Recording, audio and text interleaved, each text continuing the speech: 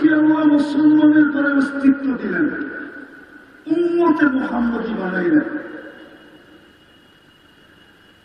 ওর জন্য দুই জিনিস ছাড়া কোনো গতি নাই, দুই জিনিস ছাড়া কোনো গতি নেই।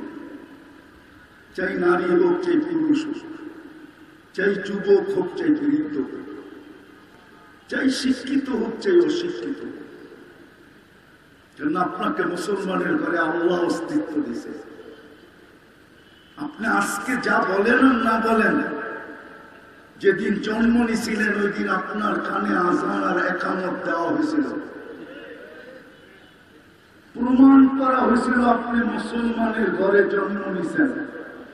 বিনা আমার কথাটা লেখা রাখেন, আপনার জন্য দুই জিনিস ছাড়া কোনো গতি গতি গতি যতই তুমি চুলের স্টাইল করো,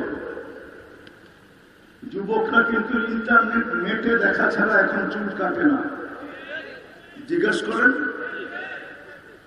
এরা নেটে দেখে ডিজাইন চয়েস করে, তারপরে স্ক্রিনশট দেয়, তারপরে সেলুনে নিয়ে যায়। 50 টাকার চুল ঈদের সময় 1000 টাকা দিয়ে কাটায় আসে, তারপরও 5-6 ঘন্টা বসা থেকে। কি সত্য তো না? যুবকরা মানতেছে না, গাড়ি না আটকায় দেয়, আবার ভাবতেছি পায়ে হাত রাখি, লাভ হলো না।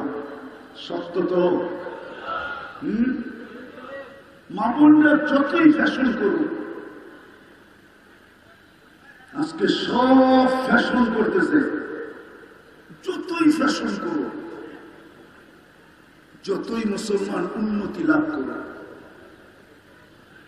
সারা দুনিয়ায় মুসলমান 70% সম্পদের মালিক বর্তমানে। 70% সারা টোটাল দুনিয়া সম্পদের ভিতরে 70% সম্পদ মুসলমানের কাছে। বিশ্বাস হয় না? হয় না বিশ্বাস? গুগলকে জিজ্ঞাসা করেন, গুগল আমার কথা সত্য বলবে। 70% সম্পদ মুসলমানের কাছে। দুনিয়ার সবচেয়ে বড় টাকা মুসলমানদের কাছে। টাকা, কুয়েতের টাকার চেয়ে বড় কোনো টাকা দুনিয়াতে নাই, বাহরাইনের টাকার চেয়ে বড় কোনো টাকা দুনিয়াতে নাই, ওমানের টাকার চেয়ে বড় কোনো টাকা দুনিয়াতে নাই, ব্রুনাইয়ের টাকার চেয়ে বড় কোনো টাকা দুনিয়াতে নেই। ডলার, ইউরো, পাউন্ড সব ছোট। পুরান কাপড় দিয়া মুসলমানের বাড়িতে যত আলমারি আছে, যত আলমারি, খোদার কসম দুনিয়ার উন্নত বিশ্বের কারো বাড়িতে পুরান কাপড় দিয়ে এত আলমারি নেই। আমাকে চিনাইতে হবে না, মুসলমান যত দামি কাপড় পরে দুনিয়ার কোন বড় লোক এত দামি কাপড় পরে না। আলহামদুলিল্লাহ, আলহামদুলিল্লাহিল্লাযী লা তারাহুল উয়ুন ওয়া লা তুখালিতুহু যুনুন ওয়া লা ইয়াসিফুহুল ওয়াসিফুন ওয়া লা তুগায়্যিরুহুল হাওয়াদিস ওয়া লা ইয়াখশা আদ-দাওয়াইর ইয়া'লামু মাথাকিলাল জিবাল ومكائل البحار وعدد قطر الأمطار وعدد ورق الأشجار وعدد ما أظلم عليه الليل وأشرق عليه النهار ولا تغاري منه سماء سماء ولا أرض أرضا ولا بحر ما في طارق ولا جبل ما في وادي هو الأول والآخر هو الظاهر والباطن وهو على كل شيء قدير والصلاة والسلام على حبيبنا وحبيب ربنا وقطعة كبدنا محمد رسول الله صلى الله عليه وسلم الذي أدى الأمانة نصح الأمة كشف الأمة وجاهد في الله حق جهاده حتى أتاه اليقين صلى الله عليه وعلى آله وأصحابه وأتباعه صلاة وسلاما كثيرا كثيرا. أما بعد فأعوذ بالله من الشيطان الرجيم. بسم الله الرحمن الرحيم. ومن يبتغي غير الإسلام دينا فلن يقبل منه وهو في الآخرة من الخاسرين. وقال رسول الله صلى الله عليه وسلم ألا إن رخى الإسلام لدائرة فدوروا مع الإسلام حيث دار أو كما قال عليه الصلاة والسلام.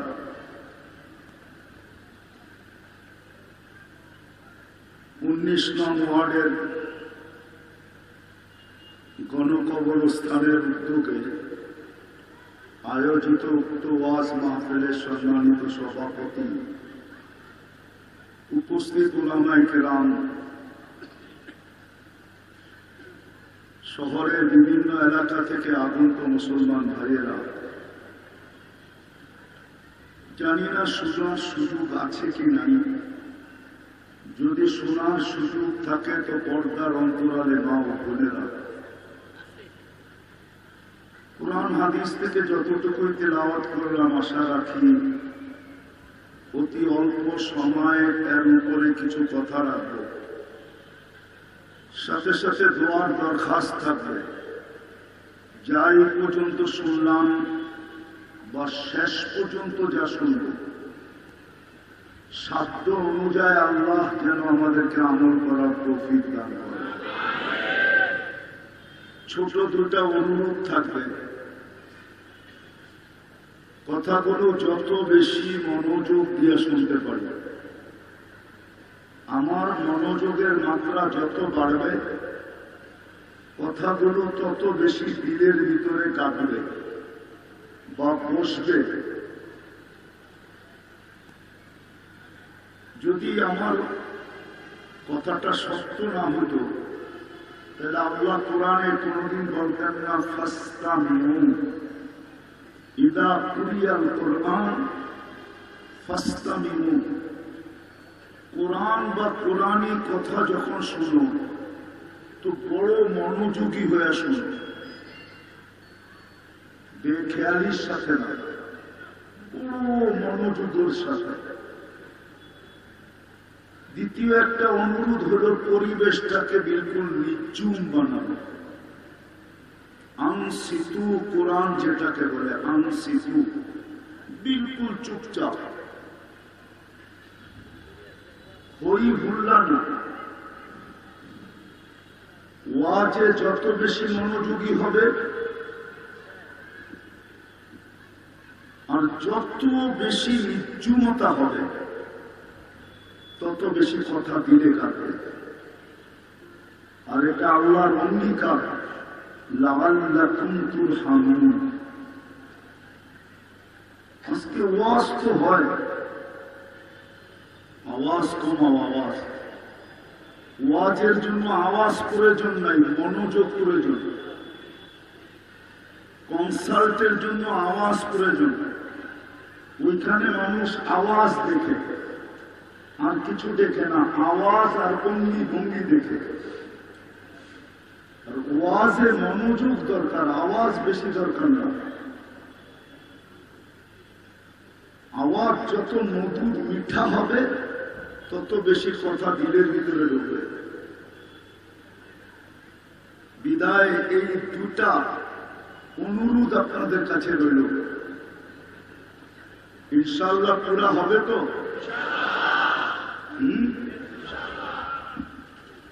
মোটা কথা বলতে চাই, মোটা। আমার কথা কথা লম্বা হবে না, হয়তো 15-20 মিনিট হবে। এই জন্য খুব মনোযোগ দিয়ে শুনতে হবে, কেননা দীর্ঘ কথায় আমি বিশ্বাসী না। কেননা মানুষের মেমোরি এখন আর মানুষের কাছে নাই, আমাদের মেমোরি এখন চলে গেছে প্রযুক্তির ভিতরে। এই জন্য একটা উদাহরণ দিব। এইখানে কোন ছেলে দাঁড়ায়া, স্কুল হোক, কলেজ হোক, ইউনিভার্সিটি হোক, ও 17 নম্বরের নামটা আমাকে শোনাইতে পারবে না। চ্যালেঞ্জ, 17-এর নামটা শোনাইতে পারবে না। ও বললেই ক্যালকুলেটর নিয়ে প্রথমে পূরণ করবে, তারপরে শোনাবে, মুখস্থ পারবে না। অথচ এই বুঝা করে জিজ্ঞেস করেন, যারা ক্লাস 5 পর্যন্ত পড়ছে ওরা 25-এর নামটা মুখস্থ করতে হয়েছে, জিজ্ঞেস করেন। মনে হয় মূল্যা করে নাই, 25-এর পর্যন্ত নামটা মুখস্থ করতে হয়েছে। নাইলে ব্যাতের বাড়ি খবর ছিল, ঠিক না? আজকের পোলাপান 8-এর নামটা জানে না। প্রযুক্তিতে চলে গেছে ক্যালকুলেটর। আগে বড় বড় মুদি দোকানে হিসাব হতো, চোতা লিখতো, তারপরে মুখে মুখে হিসাব করত। এখন সব ক্যালকুলেটর। বোঝা গেল আমাদের ব্রেন প্রযুক্তিতে চলে গেছে, ছোট হয়ে গেছে। এই জন্য কথা লম্বা বললে মনে থাকবে না, এই জন্য থাকেও না। ওয়াজ শুনে বটে, কিন্তু মাঠের বাহিরে নেওয়া যায় না। কেননা উঠতে দেরি, ওর মন থেকে বলতে দেরি করে না। এই জন্য কথা কিন্তু শর্ট হবে, খুব মনোযোগ দিয়ে শুনতে হবে। আর সুর তো হবেই না, আমার কাছে সুর নাই কোত্থেকে দিব। আমি যেটা বুঝাইতে চেয়েছিলাম, মোটা কথা কিন্তু ভালো মতে মনে রাখেন, যাকে আল্লাহ সদ ইচ্ছায় মুসলমানের ঘরে অস্তিত্ব দিয়েছেন। মুসলমানের ঘরে আপনার অস্তিত্ব কার ইচ্ছায়? আপনার ইচ্ছায়? কার ইচ্ছায়? কার পছন্দে? Car selection? কে আপনাকে মুসলমানের ঘরে নির্বাচিত করল? দুনিয়ার নীতি আছে, নিয়ে যাইতেছি আমি। যাকে আল্লাহ মুসলমানের ঘরে অস্তিত্ব দিলেন, আছে দুনিয়াতে নীতি আছে। অনেক সময় কেউ কিছু পছন্দ করে ফেললে বলার কিছু থাকে না। পছন্দ যদি একবার করে ফেলে তাহলে ওইখানে বলার আর কিছু থাকে না। এরকম কিছু দুনিয়াতে আছে না নাই? আছে। জানেন, দোকানে যা বললো এটা আমার পছন্দ হয়েছে, রাখ। মালিকও বলবো রাইখা দে। এটুক দিয়া যদি মন ভরে তাইলে ভালো। আর যদি কিছু বললাম, হইতে পারে কতক্ষণ পরে বিরাট একটা লিস্টি পাঠায় দিবে, আর আমি পুরা উঠায়া দিতে বাধ্য হব। আছে এরকম না নাই? না মনে হয় বোঝেন না আপনারা? আছে। প্রত্যেক এলাকায় এরকম কিছু লোক আছে। কখনো পছন্দ হয়ে গেলে আর করার কিছু। আপনাকে পছন্দ করছে মুসলমান হিসাবে কে? কে নির্বাচিত করছে? কে চয়েস করছে? মনে থাকবে তো এটা? মুসলমান হিসাবে কে চয়েস করছে? আরে ভালো মতে বলেন। আল্লাহ বললে গুনাহ হবে না, প্রত্যেকবারে 40 নেকি পাবেন। 40 নেকি। যতবার আল্লাহ বলবেন অতবার কত নেকি?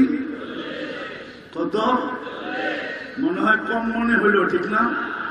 হ্যাঁ, এই উম্মত তো 1 নেকি দিয়ে জান্নাতে যাবে, আপনার কাছে তো 40টা আছে। 100 বার বললে কতবার হয় জানেন? কত? কয় হাজার নেকি হয়? হ্যাঁ, 4100 বার আল্লাহ বললে বলে তো না বলেন? এখানে তো একজন কয়জন হবে যে ডেলি 200 বার আল্লাহ বলে?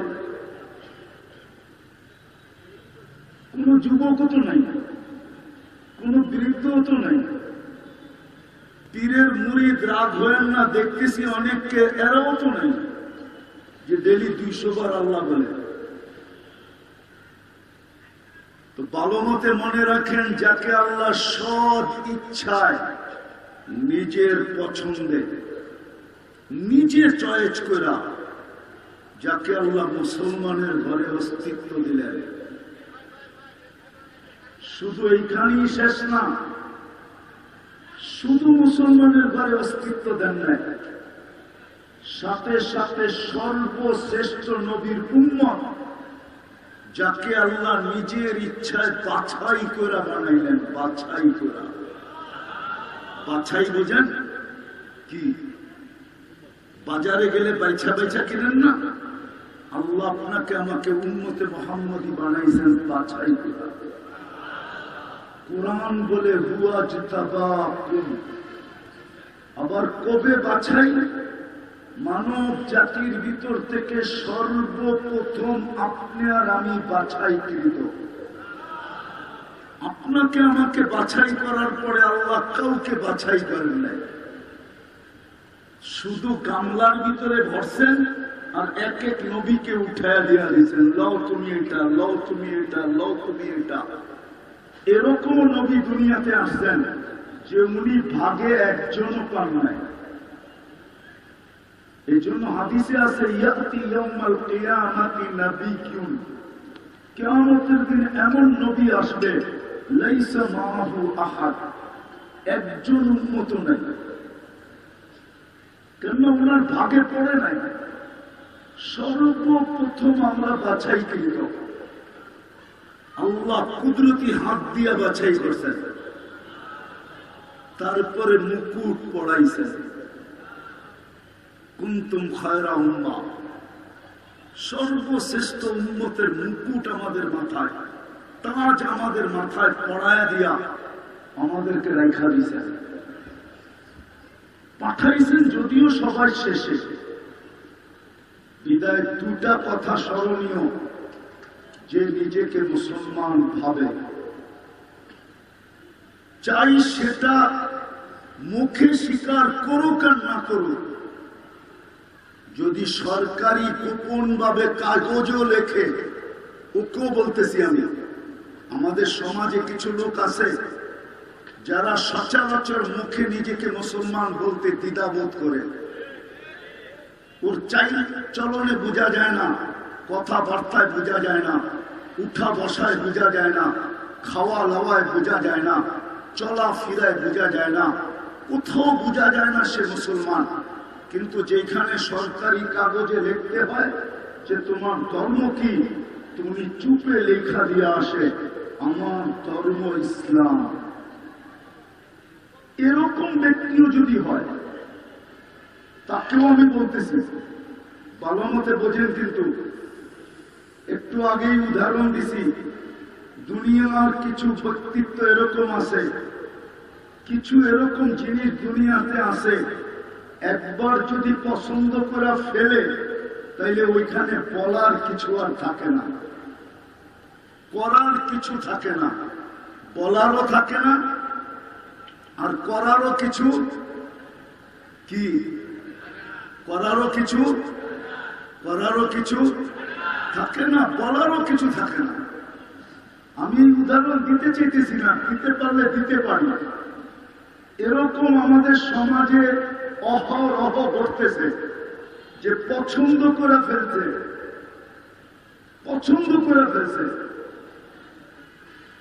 এখন করার কিচ্ছু নাই। একটা ইঙ্গিত দিলাম, যা দাম ধরবে ওই দামে দলিল করে দিয়ে আসতে হবে। মনে হয় বুঝেন না? মনে হয় বুঝছেন? সত্য তো, সত্য আছে এরকম। তো যাকে আল্লাহ মুসলমানের ঘরে অস্তিত্ব দিলেন, উম্মতে মুহাম্মদী বানাইলেন। ওর জন্য দুই জিনিস ছাড়া কোনো গতি নাই, দুই জিনিস ছাড়া কোনো গতি নেই।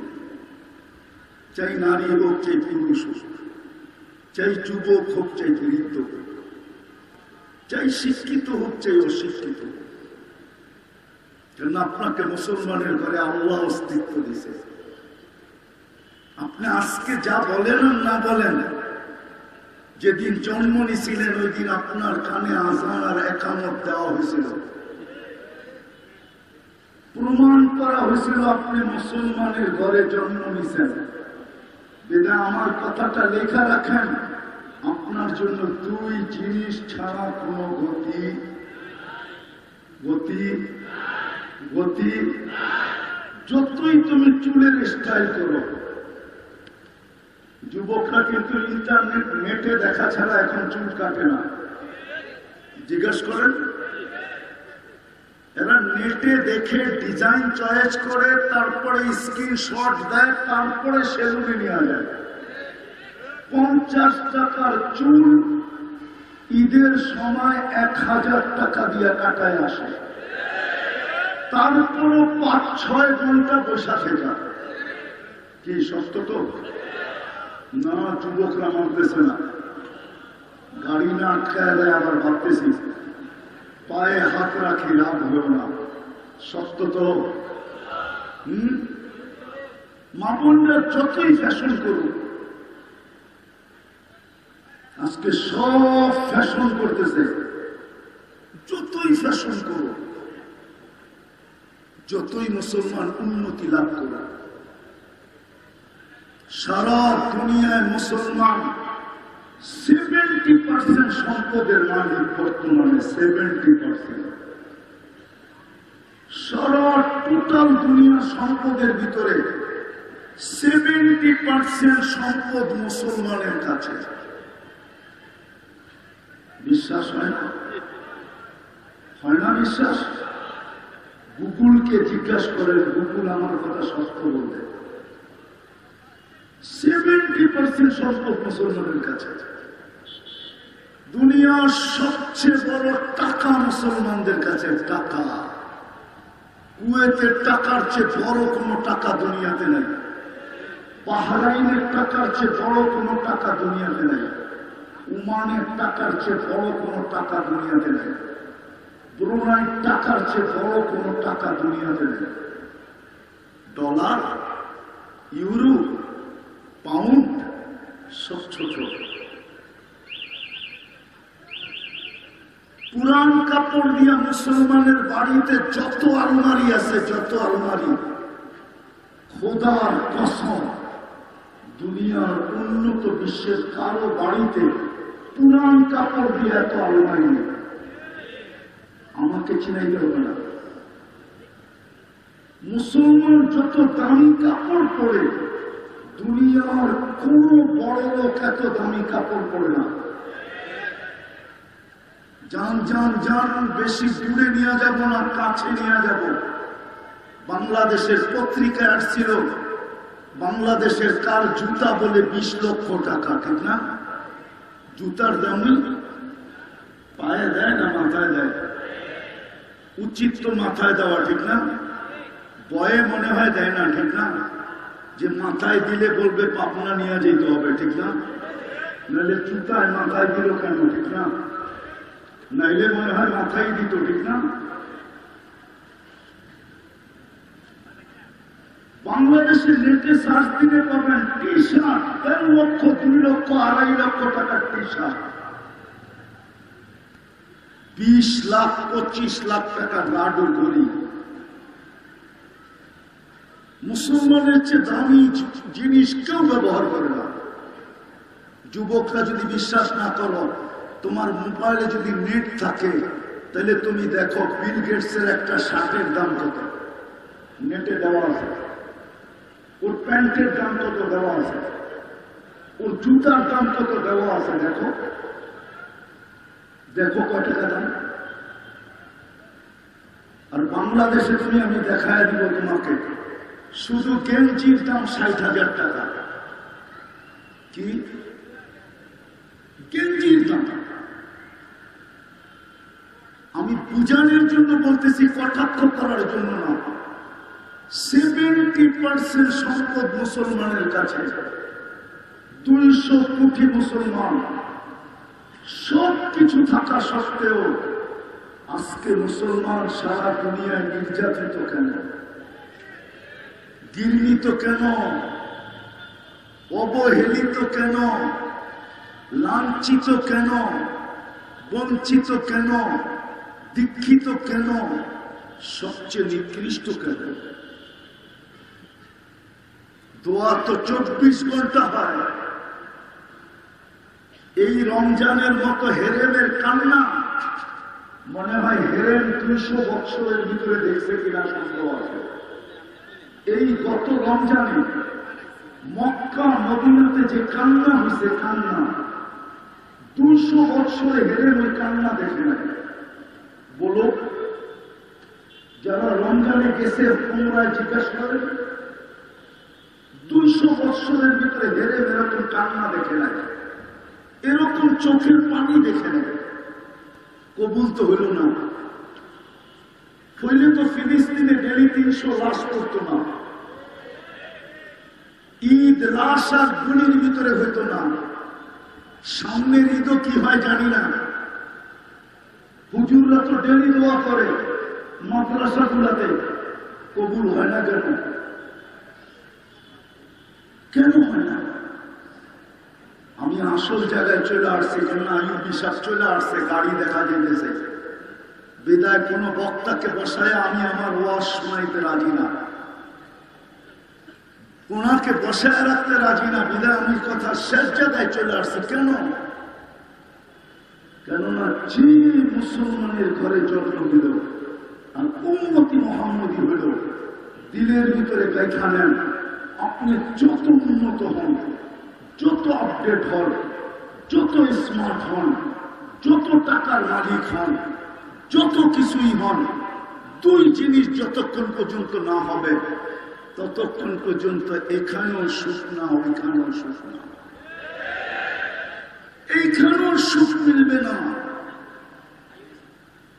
ওইখানেও সুখ মিলবে না।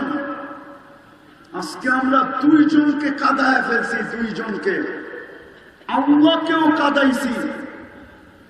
আল্লাহরও ইজ্জত রাখি না আমরা, রসুলেরও ইজ্জত আমরা রাখি না, দুজনকে কাঁদায় ফেলছি। যদিও শব্দটা আল্লাহর জন্য শোভনীয় না, উচিত না, আমরা আল্লাহকে নারাজ করে ফেলছি, আল্লাহর রসুলকে নারাজ করে ফেলছি। এই জন্য আসেন তওবা করি, তওবা। আজকে তওবা করলে কাজে দিবে। যদি উম্মত তওবা করে, লিউযিকাহুম বা'দাল্লাযী আমিলু লাআল্লাহুম ইয়ারজিউন, কোরআনের এই শব্দ বুঝায়। এখন তওবা করলে, যদি তওবা করে যদি ফিরতে পারি তো কাজে দেয়।